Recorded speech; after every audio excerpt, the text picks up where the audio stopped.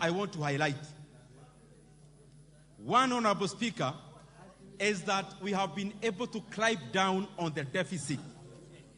The deficit for this financial year is roughly 606 billion Kenya shillings. Honorable Speaker, if you check a year ago, this House was considering a deficit of close to 800 billion. Honorable Speaker, we have been able to come down in terms of deficit from the year 2023-2024, where we now have a deficit of 5.83% deficit to GDP ratio. We now have a deficit to GDP ratio of only 3.83%, Honorable Speaker, which is commendable. It shows that we are borrowing less because we also want to emancipate ourselves as a country from over-borrowing, Honorable Speaker. I want to highlight a few things, Honorable Speaker, which are of interest to the people of Kenya. One, the education sector continues to get the lion's share of the money we appropriate, Honorable Speaker. The proposal before this House is that we are recommending approximately 700 billion Kenya shillings that will be going into the education sector in the Republic of Kenya. Honorable Speaker, there is money for basic education. There is money for higher education. There is money for practical, for TVET and TTIs, Honorable Speaker. There is money for KMTC, even if it is in the health sector, Honorable Speaker. And just to highlight some of the issues. One, Honorable Speaker, is that in the tabled estimates by the National Treasury, members raised concerns about an element of school feeding program, Honorable Speaker.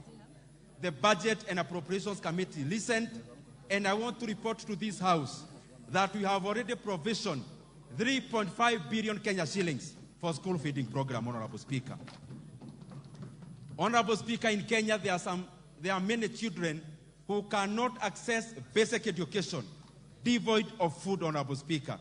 And therefore, the Budget and Appropriations Committee responded to that, and we have appropriated a roughly 3.5 billion Kenya shillings into the school feeding program.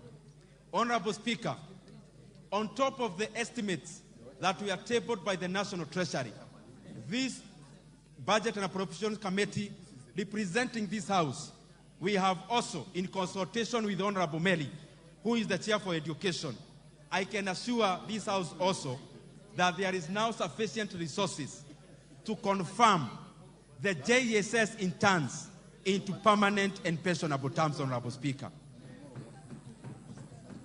The JSS interns have done an incredible job for our country. They have given their labor at a very low rate, Honorable Speaker.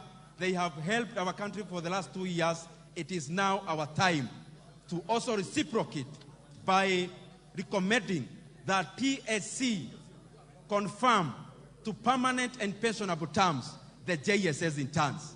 And from this floor of this House, Honorable Speaker, I want to request TSC, as we appropriate these monies, kindly do not wait up to January of 2025. Please hasten the confirmation of JSS teachers immediately that we pass this budget, Honorable Speaker. And Honorable Speaker, also, there are all 46,000 interns.